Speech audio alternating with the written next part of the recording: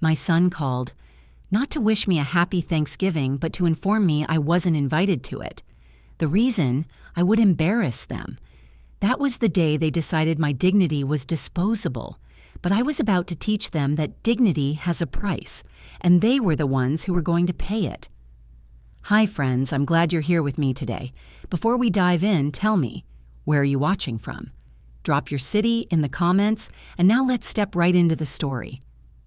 The air in my apartment always starts to smell like Thanksgiving right around the first week of November. It's a phantom smell, you understand. A ghost of sweet potato pie and roasting turkey from 50 years of Thanksgivings past. It's the smell of my husband, James, coming through the door, stomping the first Chicago snow from his work boots. It's the smell of my boy, Marcus, running in from the cold, his cheeks red, asking if the macaroni was ready yet. For 70 years, Thanksgiving hasn't just been a day to me. It's been the whole point of the year. The one day my family fortress stood complete, safe from the world. My life now is quieter. It's this small apartment on the south side. Me and my old tomcat, Smokey. He's gray and cranky and sheds on everything. But his purr is a good engine against the silence. My pride isn't in fancy furniture or new things. It's in my quilts. I make them from old clothes. Scraps of James's flannel work shirts, squares from Marcus's baby blankets, a piece of the dress I wore on our first anniversary. Each one is a map of our life. I run my hand over the stitching, and I can feel them all. I can feel James's hand in mine. He always used to say, "Millie, this family is a fortress. You and me, we're the walls." We were together for 50 years before the good Lord called him home. This year, things were supposed to be different. Marcus and his wife Brianna were hosting, not in their own condo downtown, but at her parents' massive house out in the suburbs. One of those places with a lawn so green it hurts your eyes and more rooms than a small hotel. Brianna comes from what they call new money. Her people made a fortune in tech, on computers and things I don't pretend to understand. She's always been polite, distant, like she's looking at my life through glass, at something quaint in a museum. She'd smile at my stories, but her eyes would be somewhere else. Still, when Marcus called and said they wanted me to come, that they wanted to blend the families, a little bloom of hope opened up in my chest. Maybe this year, I thought, we'd finally feel like one family. I started planning what dish I'd bring, maybe my candied yams. Brianna's mother probably had a chef, but nobody's yams tasted like mine. That little bloom of hope withered and died on a Tuesday afternoon. The call came from Brianna, not Marcus, which should have been my first warning. It was a video call. I could see them standing in a kitchen that looked like it belonged in a magazine, all white marble and stainless steel. Brianna was holding the phone, her smile tight and bright. Marcus was behind her, shifting his weight from one foot to the other, looking at the floor. "Millie," Brianna started, her voice as smooth and cold as the counter behind her. "We just need to finalize some details for Thursday." I smiled back into my little phone screen. "Of course, baby. I was just thinking about my yams. I'll need to get to the store tomorrow." Her smile didn't change. "Well, that's actually what I'm calling about. Listen, my parents, they're inviting some very influential people, business partners. It's going to be a very formal affair." She paused, letting the silence hang in the air. "Your style, it's a little too simple. You wouldn't fit in." The words didn't land right away. They just hung there. Too simple. I looked past her, at my son, my boy. I waited for him to speak up, to laugh and say she was just joking. But he stayed quiet, his eyes fixed on a spot on their shiny floor. He wouldn't look at me. He couldn't. Finally, he mumbled something. "Mom, I'm sorry. Brianna thinks it's for the best." For the best. The words hit me then like a bucket of ice water to the chest. Child. They took my breath clean away. I wasn't just being uninvited. I was being erased. I was a stain they needed to wipe away before their important guests arrived. All those years of packing his school lunches, of staying up when he was sick, of working double shifts at the plant so he could have the best, all of it, and I was now just an embarrassment, a simple old woman who wouldn't fit in. I didn't cry. I didn't raise my voice. The shock was too deep for that. All the warmth drained out of me, leaving something cold and hard in its place. I looked at the screen, at the woman wearing my son like a brand new coat, and at the man who used to be my boy. "I understand," I said. My voice was steady. It didn't even sound like my own. Then I ended the call. The silence in my apartment after that was a different kind. It wasn't peaceful anymore. It was heavy. It was a crushing weight. Smokey jumped onto my lap, purring his rumbling purr, but I couldn't feel it. I just sat there, looking at my hands. These simple hands. The hands that had raised a son who just stood by and watched his wife throw his mother away like garbage. The fortress James and I had built, the walls had just been bulldozed, and my own son was driving. Thanksgiving Day came, and the phantom smells were gone. The apartment was just an apartment, filled with a quiet that echoed. I was thinking of maybe just boiling an egg, just to have something in my stomach when the phone rang. It was my best friend from the church community, Sister Hattie. "Millie," she said, and her voice was so full of life it felt like an intrusion. "Happy Thanksgiving, baby. What time you want me to come pick you up?" She always assumed I had a place to be. My voice came out in a croak. "I'm not going anywhere, Hattie." There was a pause. Hattie can read a 5-volume novel in a 2-second silence. What happened? So I told her. I told her the words Brianna used. I told her about the look on Marcus's face, or rather the lack of one. When I was done, Hattie didn't say "I'm sorry" or any of those other useless things people say. She said, "Child, we are not leaving you alone in that house. You put on a pot of coffee. I'm on my way." An hour later, my door didn't just open to Hattie. It opened to Hattie, Sister Pearline, and Deacon May's wife, Martha.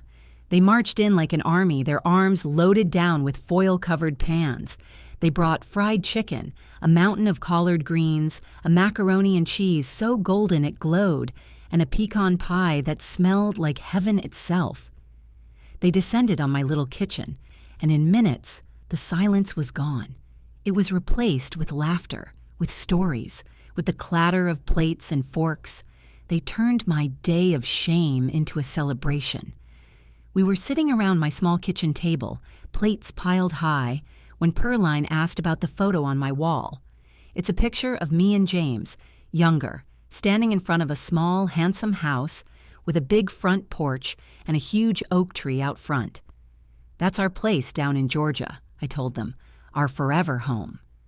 And I told them the story, how James and I both worked at the steel mill, taking every extra shift we could get our hands on for over 20 years. How we packed our own lunches every single day, never bought coffee out, and patched our clothes until they were more patch than cloth. Every spare dollar went into a coffee can we kept hidden under the floorboards. It was for our slice of heaven on earth, James called it. It took us 20 years to save enough to buy that house, free and clear. It was where we were going to retire. It was our legacy. It was the one thing of real value we had to pass down to Marcus. They all listened, nodding. But Hattie, she put her fork down and looked right at me. Her eyes were clear and sharp. "Honey," she said, her voice low and serious, "you earned that house with your own sweat and blood, James's sweat and blood. You don't owe it to people who don't respect the woman who earned it." Her words didn't just comfort me. They lit a fire. A slow, hot burn started deep in my gut. It wasn't the wild, destructive fire of rage.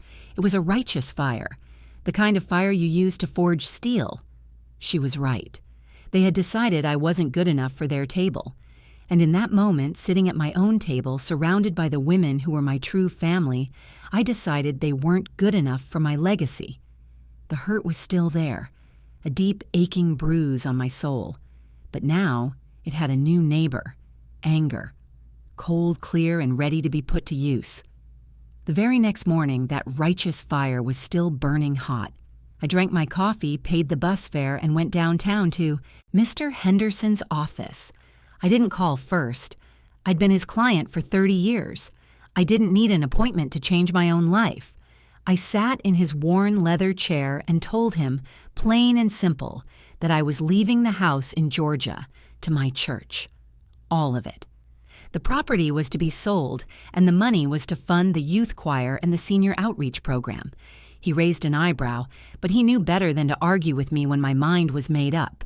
He drew up the papers, I signed them, and that was that. A few weeks passed. The quiet returned to my apartment, but it was a different kind of quiet now. It was the quiet of a soldier waiting for the battle to start. Then, the phone rang. It was Mr. Henderson. His voice, usually so steady and dry, had a tremor in it. "Millie," he said, sounding like he'd run a mile. "We need to talk about your paperwork. It seems some new provisions have appeared." A cold dread, heavy as a wet blanket, settled on my shoulders. I didn't ask questions on the phone. I just said, "I'll be there in an hour." His office downtown felt smaller than I remembered, the air thick with the smell of old paper and dust. He wouldn't look me in the eye. He kept shuffling papers on his desk, his hands trembling slightly. "What is it, Charles?" I asked, using his first name for the first time in 20 years. He finally looked up, and his face was pale with shame. "Your son, Marcus," he began, then stopped to clear his throat. "He came to see me, more than once." I waited. "He told me you've been having trouble with your memory lately, Millie? That you've been confused." He swallowed hard. "He said you were distressed, and that you didn't really mean to cut him out of the will. He said you'd always told him the Georgia house would be his." The room started to feel very cold. I could hear the blood pounding in my ears. "Marcus convinced me," Henderson whispered, his eyes pleading with me to understand. "He said he was just trying to help you, to simplify things. He said the changes you made were done in a state of confusion. He seemed so concerned, so sincere." He pushed a document across the desk toward me. It was dated a week after my visit.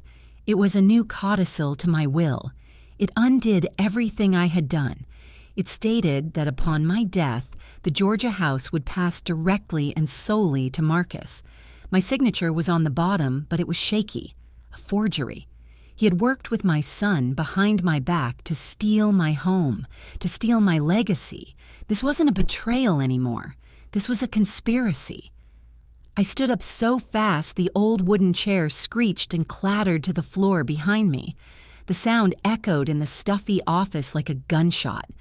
Mr. Henderson flinched, shrinking back in his seat. I didn't yell.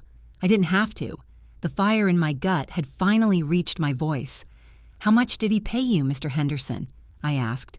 My voice was low and as sharp and cold as a shard of broken glass. "Nothing. No, Millie, I swear," he stammered, holding up his hands. "He didn't pay me. He was very insistent, very persuasive. He painted such a sad picture of your condition." I looked at this man, this weak, frightened man who I had trusted with my family's future.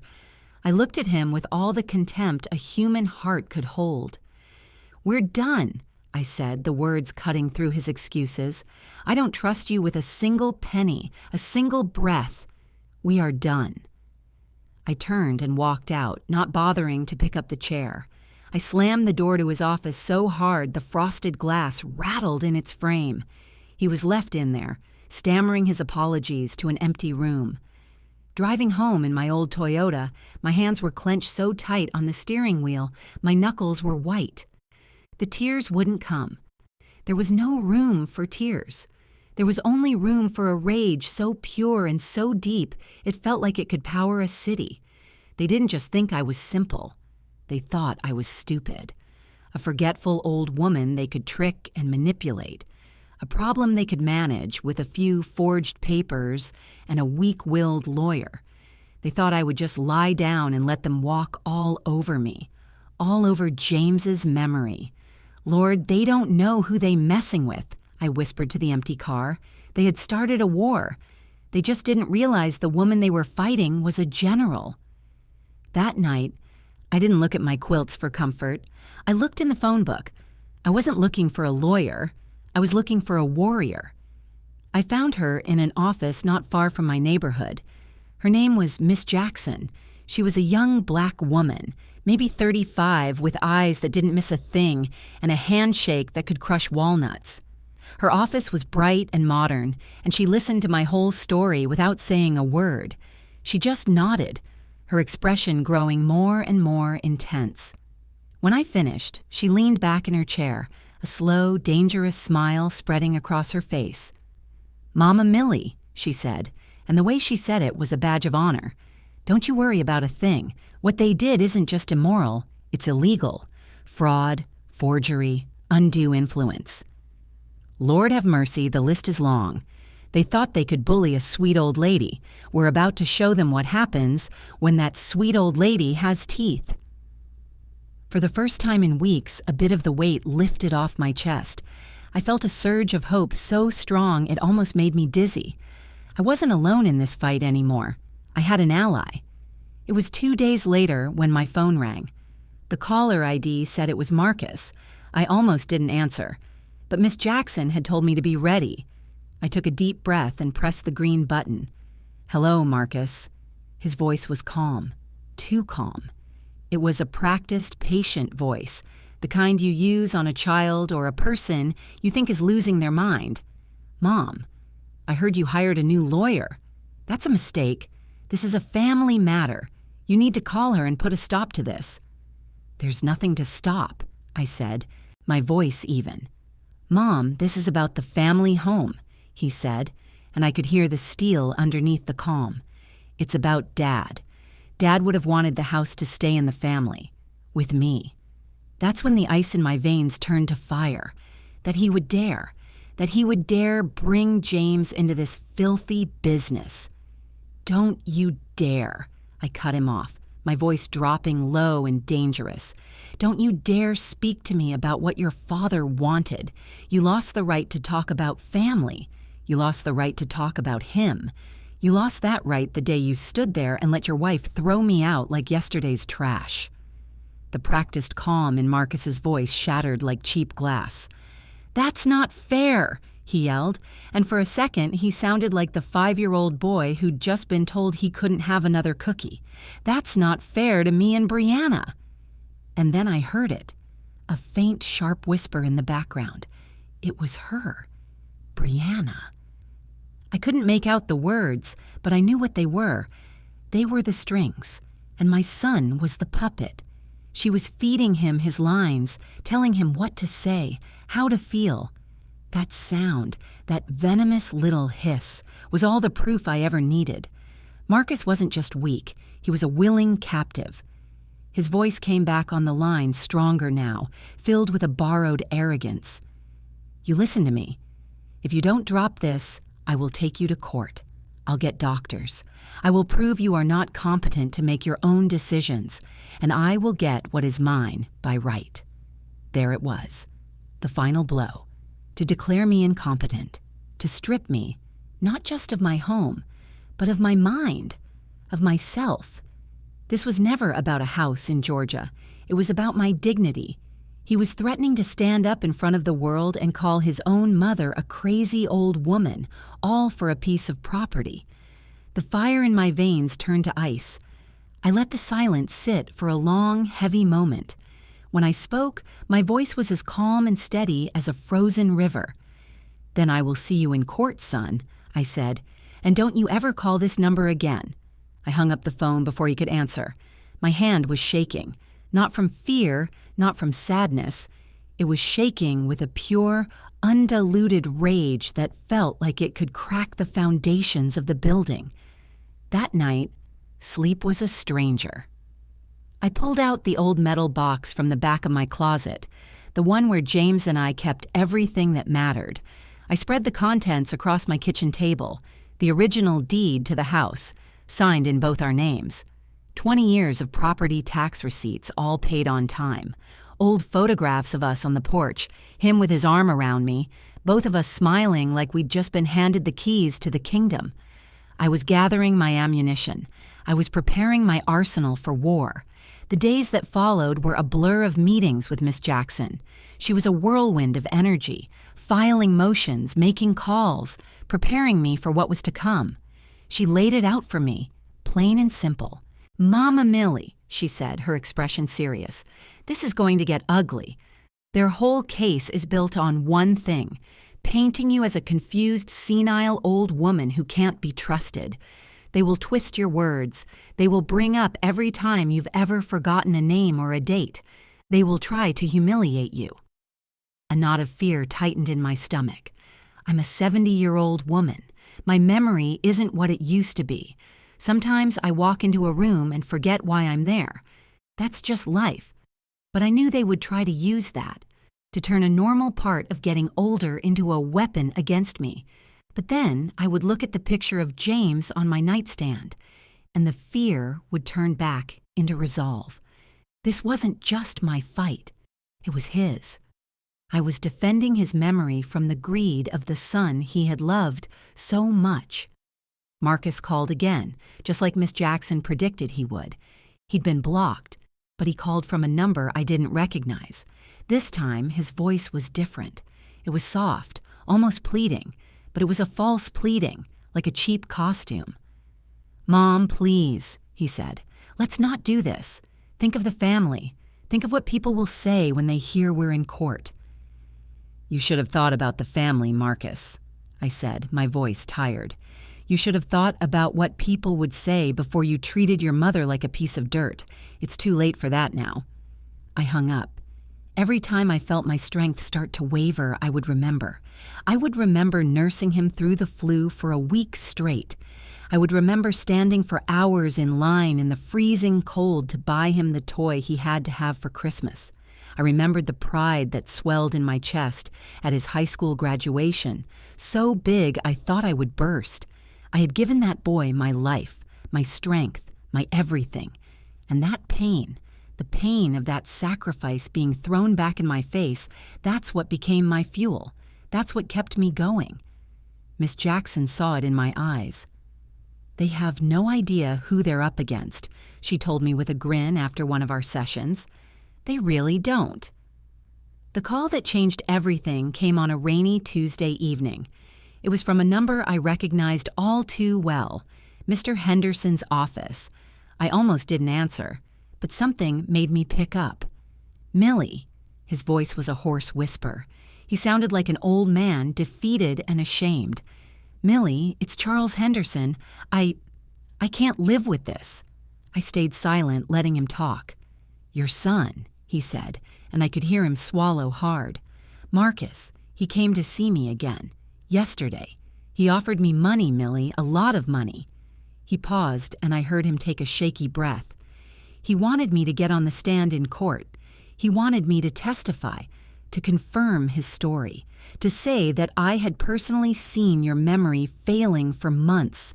He wanted me to lie under oath." The rain beat against my window pane. For a moment, all I could hear was the drumming of the water and the frantic beating of my own heart. "I'm not that man, Millie," Henderson continued, his voice cracking. "I made a terrible mistake. I was a fool and I let him play me. But I am not a liar who will sell his soul. I won't do it." I finally found my voice. "What do you want, Charles?" "I want to make it right," he said, the words rushing out now. "I will testify for you. I will get on that stand and I will tell the court the whole truth. About the pressure from Marcus, about the lies he told me, about his offer of a bribe. I'll tell them everything." This was it, the turning point, the piece of the puzzle we were missing. We didn't just have my word against my son's anymore. We had a witness, a professional who would confirm the entire conspiracy. I didn't forgive him. The hurt from his betrayal was too deep for a simple phone call to fix, but I knew the value of what he was offering. "I will accept your help, Mr. Henderson," I said, my voice formal and distant. "You do what's right." When I called Miss Jackson to tell her the news, she let out a whoop of triumph so loud I had to pull the phone away from my ear. "That's it, Mama Millie," she shouted. "That's the ball game. That's not just a witness, that's our ace in the hole. Your boy just lost his war." On the morning of the court date, I didn't dress like a victim. I put on the dress I wore every Easter Sunday, a deep blue one that always made me feel dignified. I put on the small, elegant hat Hattie had helped me pick out years ago. I walked into that courtroom not as a poor, confused old woman, but as Millicent Johnson, matriarch of a family, a queen coming to defend her kingdom, however small it might be. Marcus and Brianna were already there, sitting at the plaintiff's table. Their faces were cold, confident masks, their expensive clothes like armor. They looked at me, but they didn't see me. They saw an obstacle. Miss Jackson was magnificent. She spoke to the judge with a calm, clear fire, laying out every lie, every piece of the deception, like she was simply setting a table. Then she called Mr. Henderson to the stand. He looked 100 years old, his shoulders slumped, but when he spoke, his voice was firm. He told the truth, all of it. He recounted Marcus's visits, the lies about my memory, the pressure, and finally, the offer of money to commit perjury. As he spoke, I saw Brianna lean over and whisper something sharp and angry into Marcus's ear. Then it was my turn. I walked to the witness stand, my back straight, and I didn't look at any of the papers Miss Jackson had prepared with me. I looked at my son. I looked right into his eyes, daring him to meet my gaze. "I raised you, son," I said, my voice quiet but carrying through the silent room. "When you were sick, I held you. When you were hungry, I fed you, sometimes before I fed myself. I gave you everything I had inside me to give, and you tried to take not just a house from me, you tried to take my dignity." My voice didn't tremble. It was filled with the weight of 50 years of love and 1 year of unbearable pain. "That house," I continued, my eyes still locked on his, "is all I have left of your father. It's the sweat from his brow and the calluses on his hands made real. It is his memory, and I will not stand by and let you and your wife trample all over it for money." A deep, profound silence fell over the courtroom. It was so quiet I could hear the hum of the fluorescent lights overhead. Brianna was glaring at me with pure venom, but Marcus— for the first time in this whole ugly affair, his mask cracked. His jaw trembled. He looked away, and I knew. He knew he had lost more than a house. He had lost himself. The judge was an older black man with kind eyes and a face that had seen its share of the world's troubles. He didn't take long to make his decision. He cleared his throat, his gaze settling on Marcus with a look of deep disappointment. "The actions of the plaintiff," the judge said, his voice booming in the quiet room, "are not just legally unsound. They are morally reprehensible." He declared all the documents filed by Marcus to be the product of fraud and undue influence, and he affirmed my will, my decisions, and my sole ownership of my property. The gavel came down with a sharp, final crack. It was over. Miss Jackson wrapped her arms around me in a fierce hug, whispering, "We did it, Mama Millie." But I felt no joy. There was no sweet taste of victory. I just felt empty. I watched Marcus and Brianna get up. She grabbed his arm, her fingers digging into his expensive suit, and pulled him toward the door. He didn't look back, not once. I had won my house. But in that courtroom, I had watched the last embers of my relationship with my son burn out and turn to ash. The drive home was quiet. The wind felt bitter in my mouth. What good is a fortress when there's no one left inside to protect? What good are walls when they keep out the very people they were built for? The emptiness in my apartment was vast, a hollow ache in the center of my life. I sat down in my worn armchair, the silence pressing in on me from all sides. Then I picked up the phone and called Sister Hattie. When she answered, I didn't say a word. I just cried. For the first time through this whole ordeal, I let the tears come. I wept for my husband, for the son I had lost, and for the foolish, simple woman who had believed her family's love was stronger than greed. "Hush now, child," Hattie said through the phone, her voice a warm blanket. "You listened to me. You weren't fighting against your son. You were fighting for yourself. There's a difference. Now the fighting is done, and it's time to start living for yourself." Her words settled in my soul. All these months, my life had been about the battle, about lawyers and papers and pain. I had forgotten what I was fighting for. Not just a house, not just dignity. I was fighting for my own future. I didn't sell the house in Georgia. I decided that when spring came, I was going to take a trip down there. I was going to air it out, maybe plant some flowers in the front yard. I was going to claim it not as a legacy for someone else, but as a sanctuary for myself. Slowly, I started filling the silence in my life with new sounds. I started taking long walks in the park just to feel the sun on my face. On a whim, I signed up for a pottery class at the local community center. I found a surprising joy in the feeling of cool, wet clay spinning under my hands, in creating something new and whole from a simple lump of earth. I was rebuilding.